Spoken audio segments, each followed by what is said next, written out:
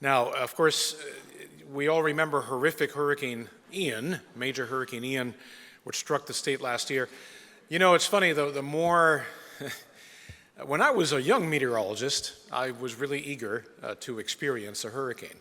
But the older you get, and the more experience you get, and the more you see them, of course, the least you want to have to experience one. And Ian was just a horrific event.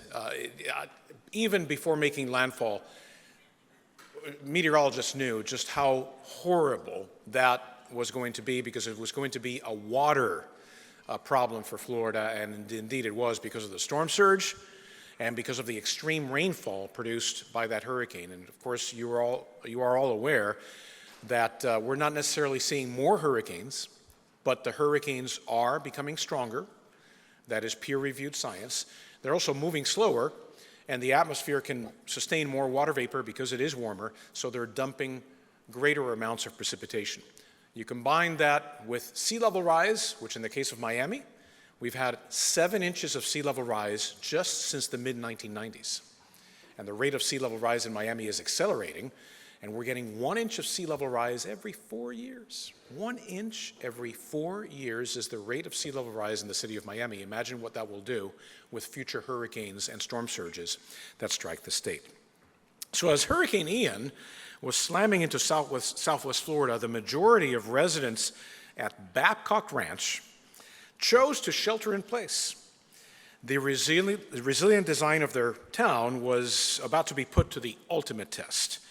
Despite massive devastation in surrounding communities, damage at Babcock Ranch was minimal. Residents never lost power. They never lost water. They never lost internet. Babcock Ranch is in Fort Myers, all right, in the Fort Myers area in southwest Florida. And luck had nothing to do with their great fortune, because Babcock Ranch has factored storm safety into all development decisions to create a town that is resilient by design. So I'm really, really interested in hearing this upcoming panel.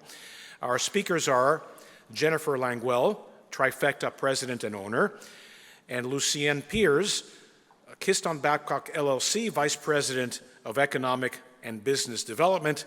Welcome to the stage, Jennifer and Lucienne.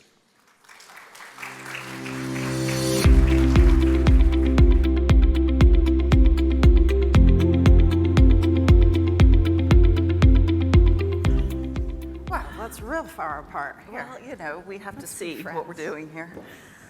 All right, well, good afternoon, good morning. I know we're between you guys and lunch, and we're gonna kind of get this rolling so that we can conclude our wonderful Friday and get to the weekend, I think. So with that, if we could pull the presentation up, that would be great. I'm not 100% sure that was the first slide, but there we go. So again, Jennifer Languell, I'm the Green Building Sustainability and Resilience Advisor to Babcock Ranch, so that's why I'm sitting up here with Lucienne.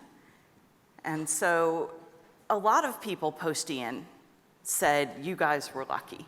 And that really was a phrase that we kept hearing over and over and over again. And I do feel lucky, but I don't think, well, and we know, that this was intentional, very intentional on our part with respect to the community. For those of you that don't know about the community, it's located in Southwest Florida. It spans both Charlotte and Lee counties. It was the largest land purchase in the history of the state of Florida. It was 92,000 acres, ballpark, I'm rounding numbers. 74,000 acres was then sold back to the state and put into permanent conservation. And that actually connected some wildlife corridors. You can see on the bottom middle that we are about 20 miles from the water as a crow flies. So looking at how did we come about to this design? Now, the land that was retained by the developer is roughly 18,000 acres.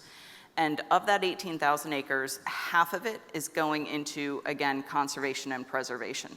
So we're only looking at 9,000 acres that we're actually impacting, and we looked at the most disturbed areas of the site, and those are the areas that we're impacting.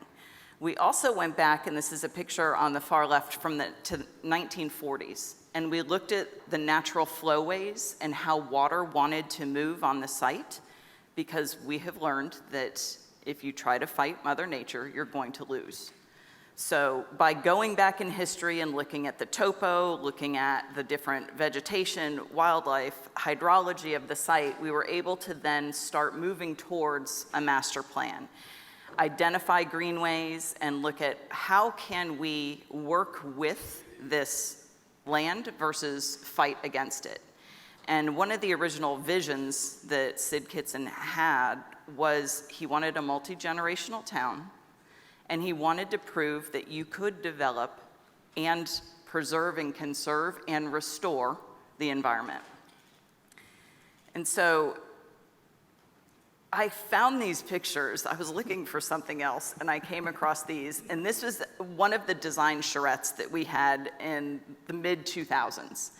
And what I found was interesting was safe came up on a lot of these pieces of paper.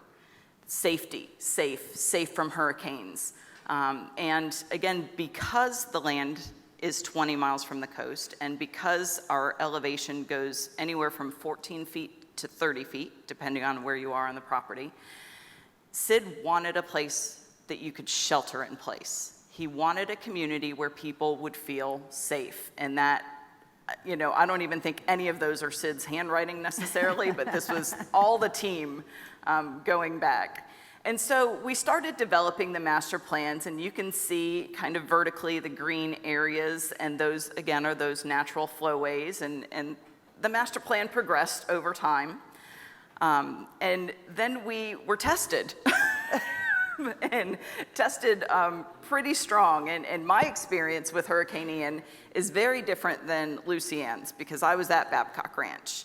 And we weren't in the cone on Monday, and then we woke up Tuesday morning and we were in the cone.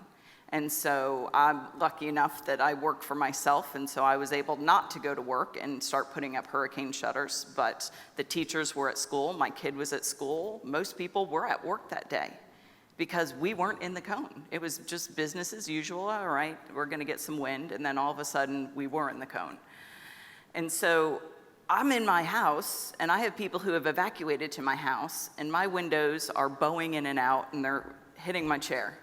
And the people in my house are a little bit freaked out by it. Now, I, of course, looked at my construction drawings before I told people they could come to my house, and I was like, all right, designed to 160. Okay, y'all can come to my house. So, but I know your experience was very, very different.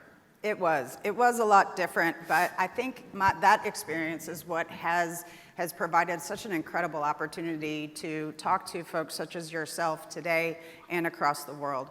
As Jennifer mentioned, I'm Lucienne Piers, Vice President of Economic and Business Development at Babcock Ranch. That means, in a nutshell, that I focus on some social aspects of sustainability is really a good way to say it.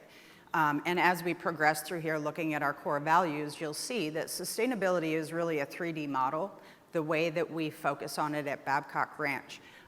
So my traditional role is creating great job opportunities for future residents of Babcock Ranch by attracting quality companies that share the vision of Babcock Ranch to come and locate there. So this is September 28th of just last year. As Jennifer mentioned, I was right there in the middle of that dot at landfall. And I was dealing with a lot of the things that traditionally Floridians need to deal with. I need to board up my house, and I need to leave. Do I have the things that I might not find when I come back? And it was a really, really stressful situation. But fortunately for me, I had Babcock Ranch to be able to show that there is a way to build and there is a way to thrive during these hurricanes. So I actually found myself in a very unique position to be able to have a direct connection to a community of people that really all they wanted to do was help. So being able to direct that help was really nice. But one of the things that you're seeing here, a lot of people think that because Babcock Ranch is 20 miles from the coast, that we must not have really had much of anything going on. And these are some of the wind maps at landfall. You're looking at 130-mile-an-hour gusts, 100-mile-an-hour sustained for what felt like an entire lifetime. In reality, it was 8 to 10 hours, depending on where you were located. And as Jennifer mentioned, some of the very significant things that we have done are really extremely basic. So she was talking to you about hydrology. It's not great to fight Mother Nature. Chances are you're going to lose. So we took that approach from the beginning. On the left, you see what was a traditional cattle pond where they were wallowing in a source where there's a natural source of water. We came back, we restored that natural hydrology, and you can see the effect that it has, not only from an aesthetic perspective, but it has significant, what I'll call downstream effects by allowing water the flowways that it needs to travel in an extreme event, and also providing enough space for that water to be retained in that extreme event. And this is a significant part of doing that. This is another thing that people don't always think of. I will tell you that as there are plenty of people out there that think that being a developer is absolutely the biggest sin on the entire planet, and they would never think that this is exactly the kind of thing that we're developing. This is what it means to be a developer in the state of Florida to Kitson and Partners and at Babcock Ranch. This is one of our restored flowways and habitat. So the list of benefits from doing such a seemingly simple thing are almost endless. We've restored the natural flowways, we've created wildlife habitat, you also create beautiful corridors for outdoor activities, and then this provides filtration for the water, areas for the water to stand and filter out any solids that might be in it, and then a slower release so you don't have downstream impacts.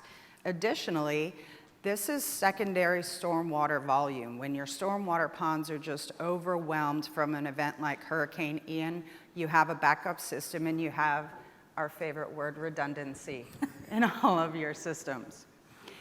So I mentioned to you, we focus on water because it's one of the most significant, the stormwater is the most significant, seemingly undeveloper type development construction that you can do. But what you see here are the core values upon which Babcock is built. These core values were established as part of the charrettes that Jennifer was mentioning to you a few minutes ago. And those charrettes occurred over the course of 4 and 5 years. We closed on the property in 2006, and we had a heck of a lot of time to decide what that vision could be. Interestingly, if you all have ever experienced this, sometimes time can be too much time because it leaves the opportunity to stray from your core mission and your core vision. And we, thankfully, never really did that. We never did that at all. So many of the things that we focus on, energy, environment, technology, education, health, are all important in going into this. We wanted to create a multi-generational town based on solar power that could be resilient. And that is really our model of how you look at sustainability as a 3D object. Sheltering in place, as Jennifer had mentioned, was a critically important thing to be able to do. If you come here, invest here, we believe that you should be able to shelter in place in your community, and then the community can also serve to welcome those who are in search of shelter in a specific instance, such as Hurricane Ian. Some of the really key things that we're going to talk about next are the value of utilities and the value of the partnership with Florida Power and Light, and how that has been able to bring solar power to every single home and every single business in Babcock Ranch, and what that means for us going forward. Stormwater, native vegetation plays a huge role in all of this as well. So, there we go. This is our solar field. So this was our solution to at the time, remember we began in 2006, where rooftop solar and utility scale solar was not a viable financial option. But we were committed to being America's first solar powered town, and also making that accessible to every single resident, as opposed to a really great option that you hopefully can afford to add to your rooftop. So 880 acres, 700,000 plus solar panels exist at Babcock Ranch. This is what a utility scale solar field looks like. This generates about 150 megawatts of power. That power is conveyed into substations, which are on site at Babcock Ranch. Electricity is consumed at Babcock Ranch. We only have about 2,800 homes sold and occupied at this point in time, so there is far more power being produced than is being consumed. So once Babcock consumes its desired amount at any given time, the remainder of the power generated goes out into the grid. Additionally, and here's a fantastic example of that Jennifer was able to put together. And in the top right, you see battery storage. That's 10 megawatts of battery storage that FPL constructed adjacent to the solar field. At the time, it was the largest solar to battery storage facility that they had in their network. One of the challenges to being completely independent from the grid is the ability to store enough power in your battery backup system. The technologies are not there as of yet, and we also love redundancy. So we do have a connection to the grid, which is powered by natural gas.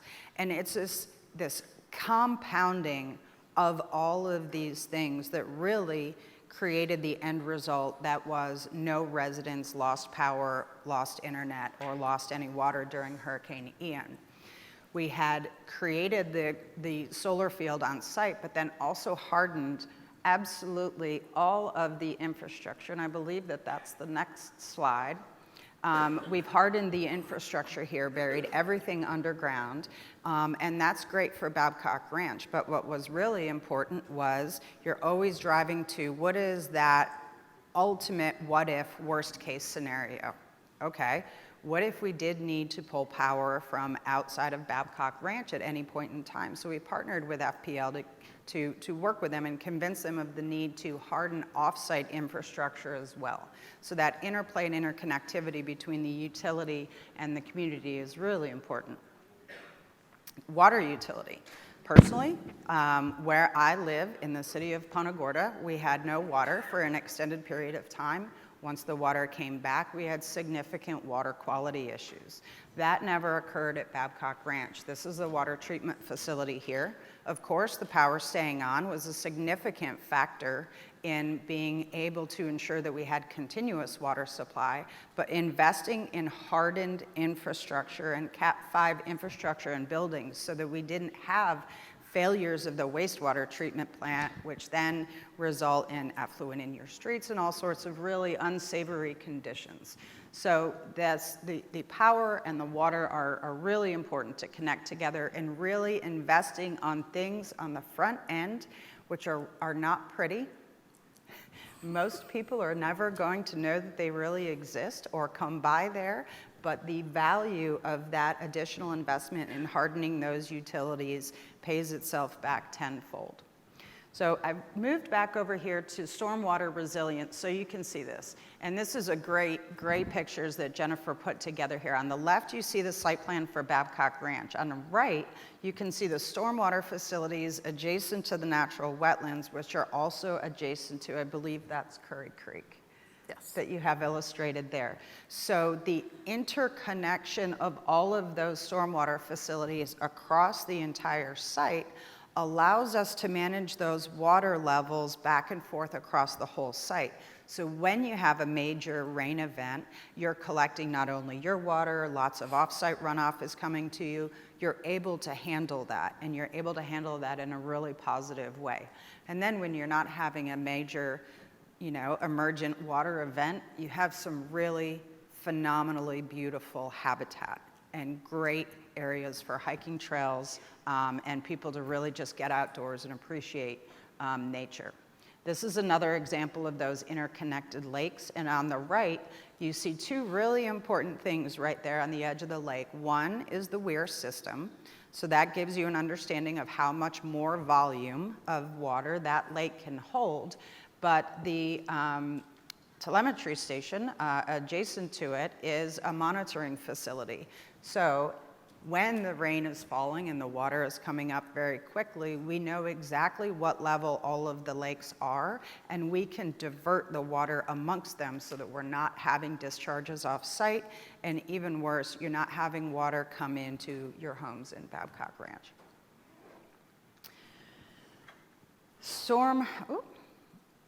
These are more examples of just the benefits of restoring a natural condition in the way that you're dealing with stormwater.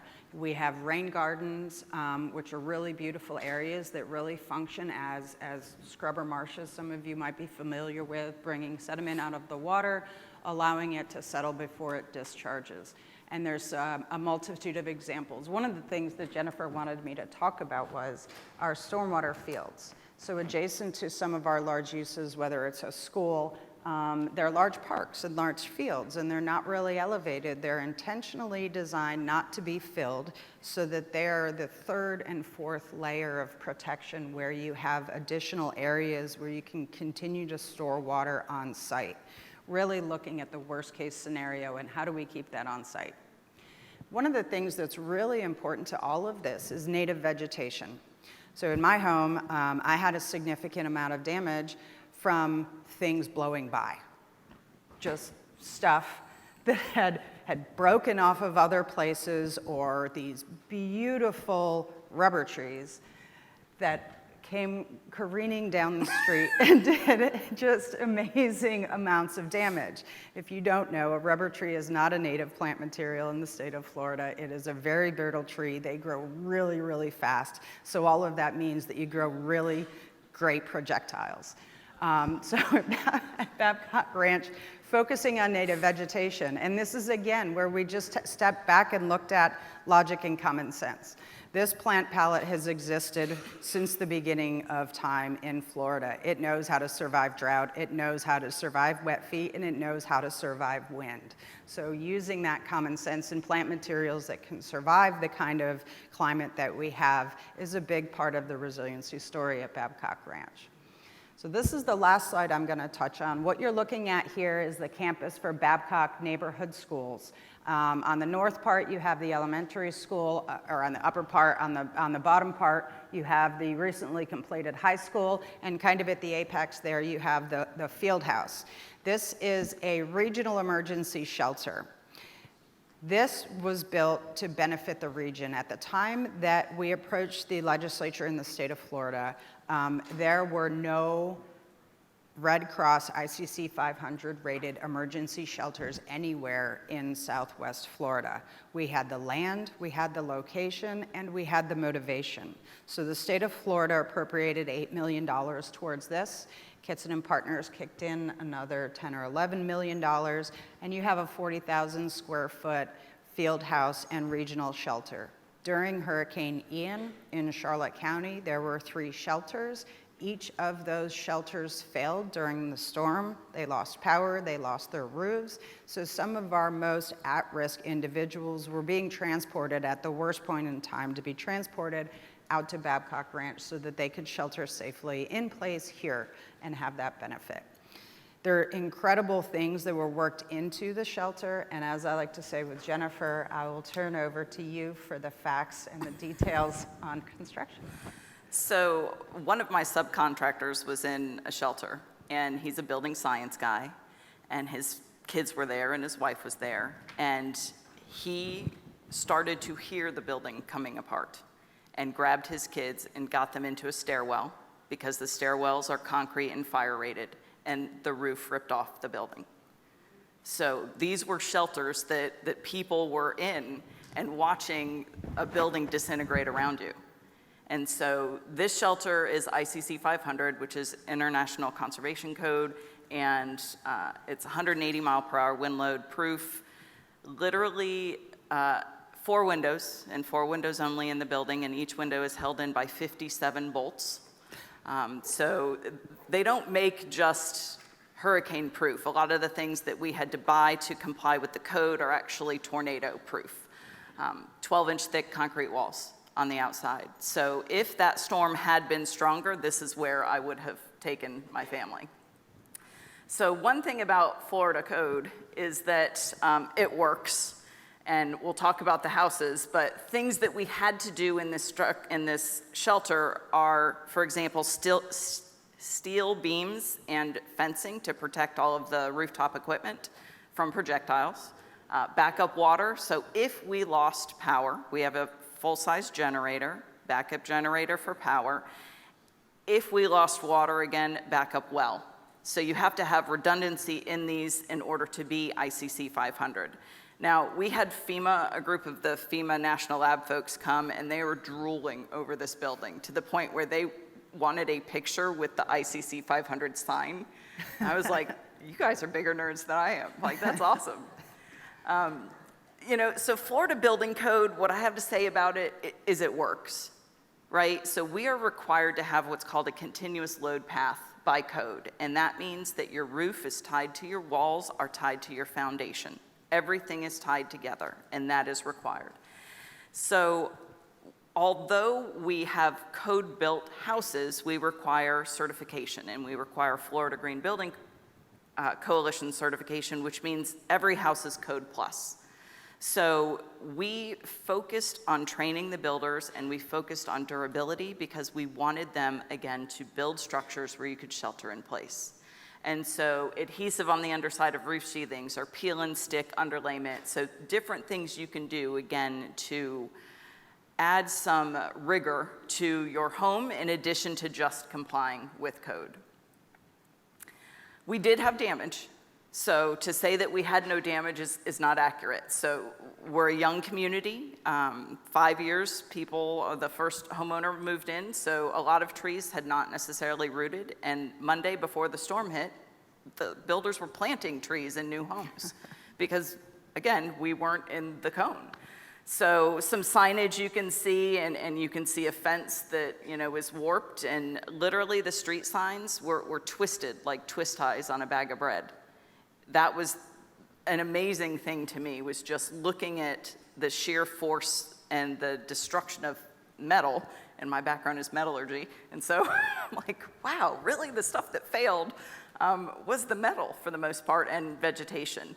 Now, so this is Thursday, where you see the tree down. By Saturday, 100% of the trees were back up and shored back up. That following Monday, we had a visit from FEMA, which none of us necessarily knew they were there. They went back to their supervisor and reported that the storm missed us.